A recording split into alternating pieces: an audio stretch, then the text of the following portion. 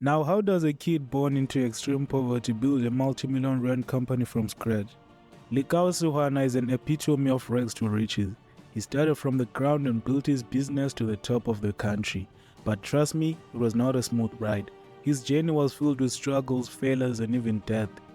He had over 5 businesses that had failed before starting Drip Footwear, and was once in a very dark place and had turned to alcohol as a coping mechanism. Nevertheless, after founding Drip Footwear, he achieved remarkable success but never forgot his community.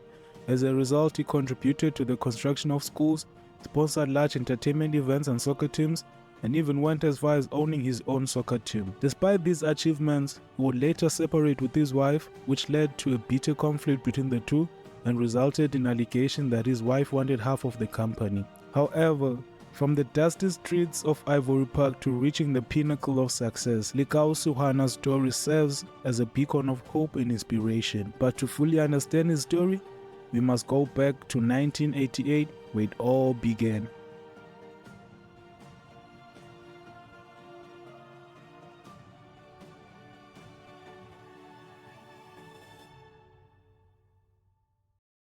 Lekau was born in Limpopo, Mabollo.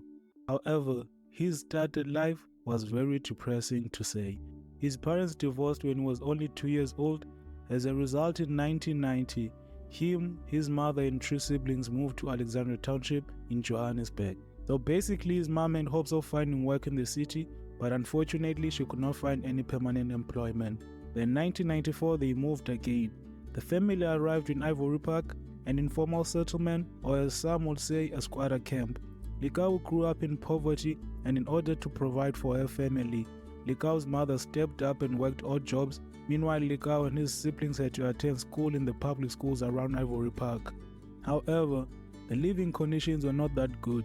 Lekau would later reflect that sometimes they never knew where their next meal would come from.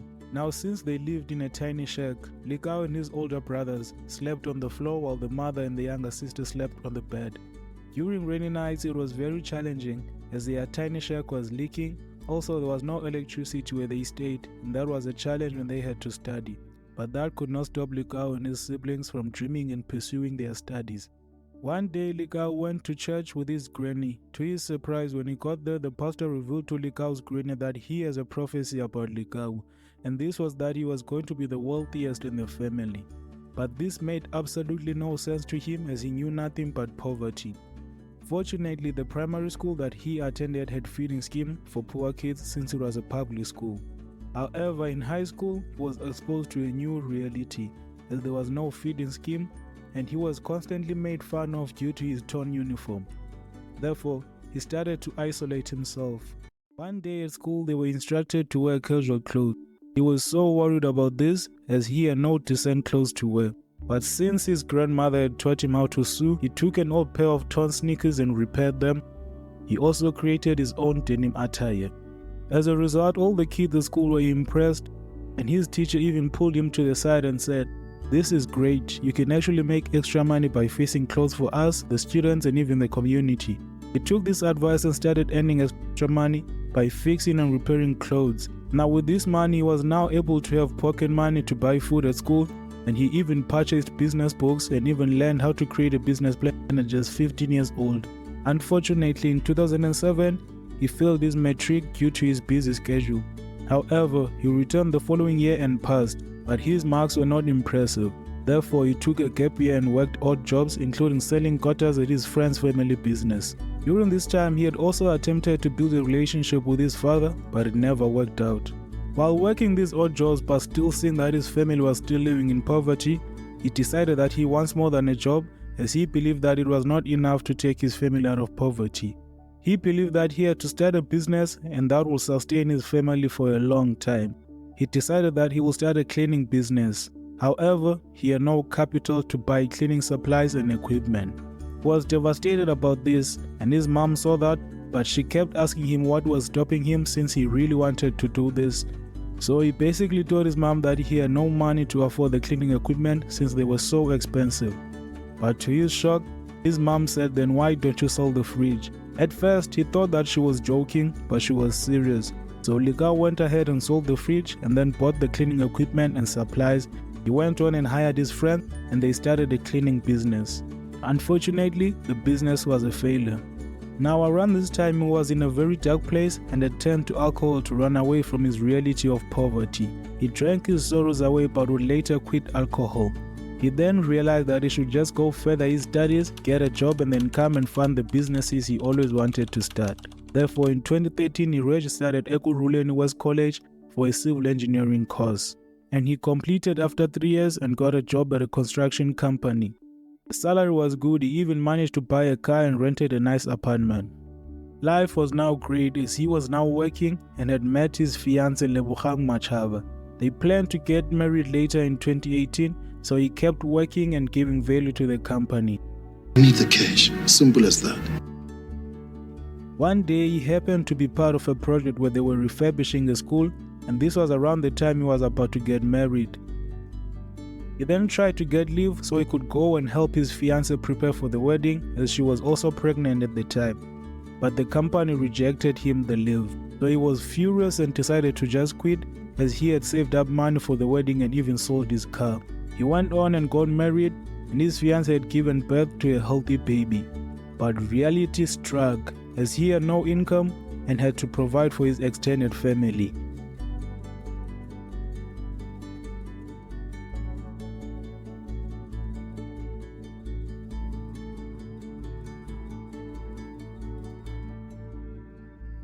He then decided to use the portion of his savings to go into poultry farming.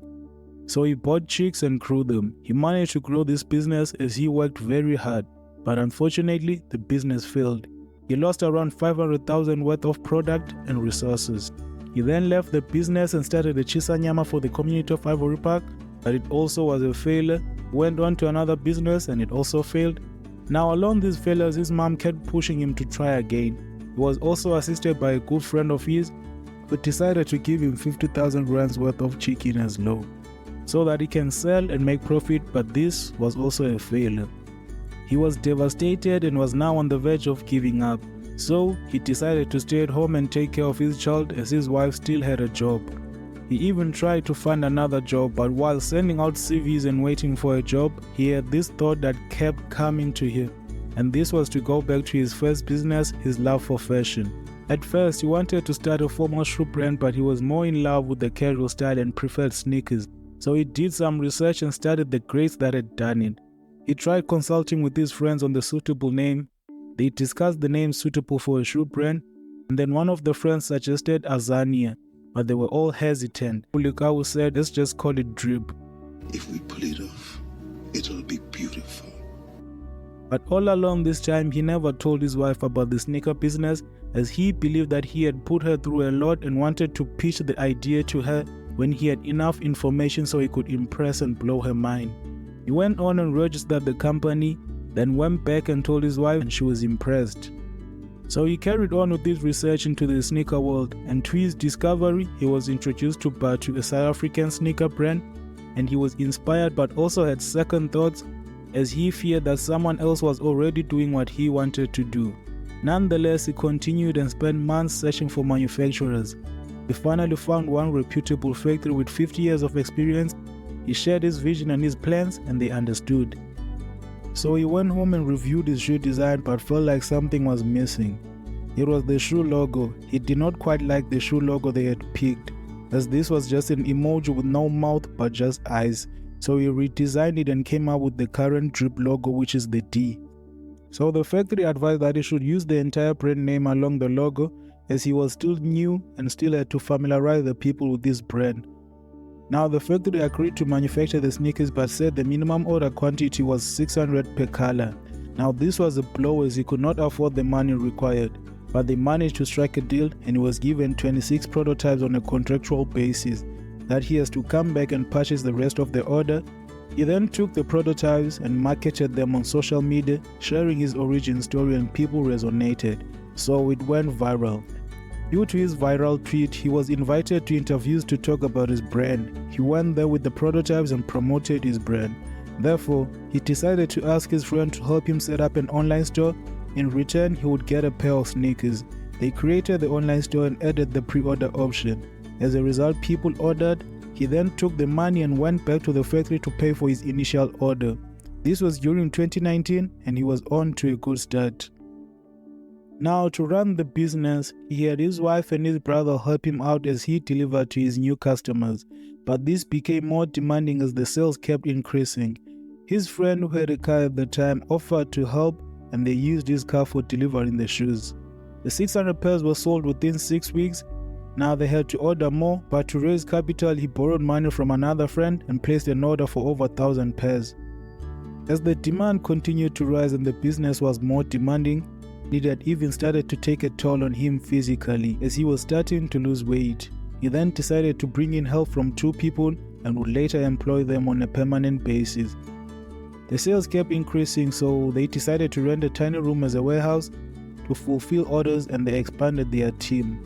Despite the challenges posed by the COVID-19 pandemic, which negatively impacted numerous businesses, however, their sales continued to rise. Undeterred, they persevered with dedication and passion. As a result, their business began to flourish and they secured a pop-up store at Newtown Junction. With a strong drive, they continued to expand and eventually opened stores in malls, becoming the center of attention. Now it was 2021 and they were still on the rise. With greater things coming their way, they went on and partnered with BMW mid-rand and they built a store inside the BMW dealership. Now this gave new car buyers the option of also buying new sneakers. The collaboration did not stop there. He went on to collaborate with unveils, resulting in the release of the highly anticipated Root of Fame sneakers. After the release, the sneakers quickly sold out despite receiving mixed reviews on social media. This partnership extended beyond footwear as they also launched merchandise and apparel. Driven by their relentless pursuit of innovation and growth, Drip went on to forge a partnership with Fila. Together they released a new collection of streetwear that draws inspiration from the world of sports and the evolving urban styles. Unfortunately, tragedy struck once again when Drip Footwear's managing director Glenda Ndlazi fell victim to a fatal ambush by armed men, resulting in her untimely death.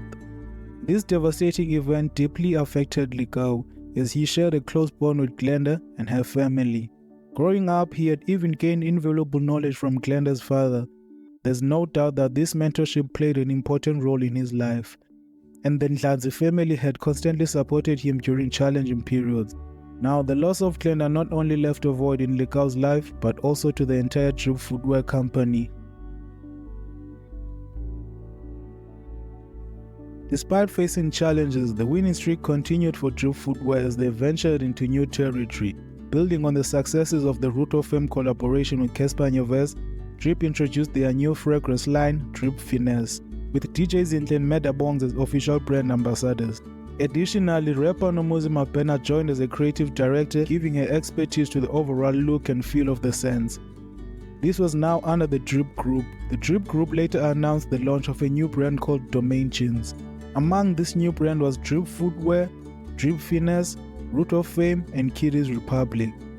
Now, in a surprising turn of events, Lekau made the decision to step down as CEO of Drip Footwear and he assumed the role of executive chairman of the entire group. This marked a significant shift in his leadership position within the organization.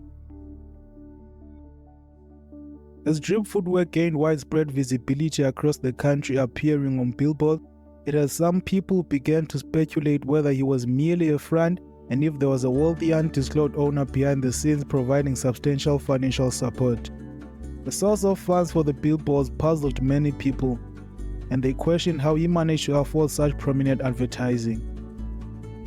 Now, in response to these speculations, Lekau emphasized that the success of his brand was a result of reinvesting into the business, and that they operated independently without any external investors.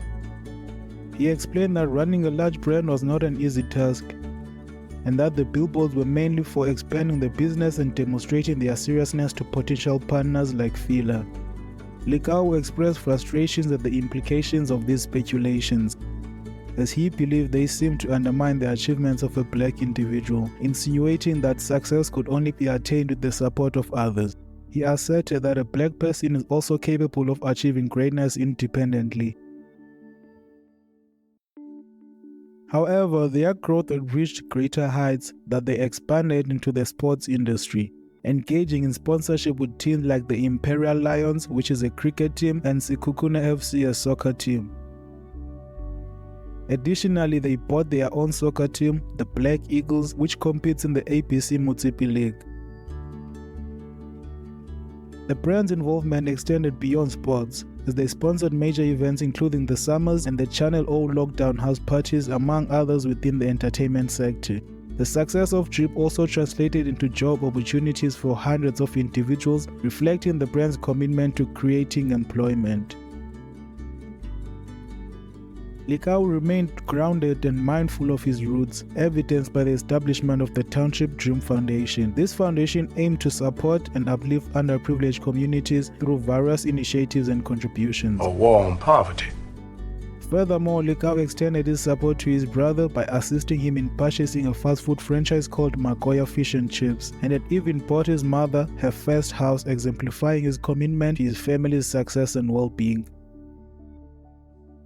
However, Lekau once again found himself in the midst of allegations when it was claimed that he had allegedly fled the country to avoid his wife, who allegedly had hired hitmen to harm him. There were also allegations from his wife that he neglected his kids, but Lekau firmly denied these accusations and dismissed the claims allegedly made by his estranged wife regarding that he did not support his family. He believed that she was just attempting to extract money from him. Lekau claimed that he maintained and provided financial assistance for his kids and his estranged wife, allowing her to reside in their shared home and providing her with 50,000 rands each month to cover expenses. I take great care of my family. However, the Drip Group faced another setback, as one of their Kiddies Republic stores had to be closed due to financial difficulties. Lekau's story shows that circumstances should never discourage us. He believes that success doesn't require you to be a genius, just find what you are good at and pursue it. Lekau's hard work should be recognized despite recent negative attention, but when seeking success, remember not to try and copy someone's exact path, as in life you are dealt with different opportunities and privileges, but rather forge your own path based on your own privileges and capabilities. Embrace your uniqueness and keep moving forward. As Martin Luther King Jr. said, if you can't fly, then run. If you can't run, then walk. And if you can't walk, then crawl. Whatever you do, just keep moving forward. Now let Lekau's journey inspire you to overcome setbacks, chase your passions, and leave your mark on the world. Thank you for joining us on this inspiring journey of Lekau's incredible story. We hope his resilience and determination has touched your heart and ignited your own pursuit of success. If you found this content valuable and uplifting, we kindly ask you to support us by subscribing to our channel, sharing this story with others who may benefit from it, like the video and leave your thoughts and comments below. Your engagement will not only help us reach a wider audience, but also create a positive community of individuals striving for greatness. Thank you.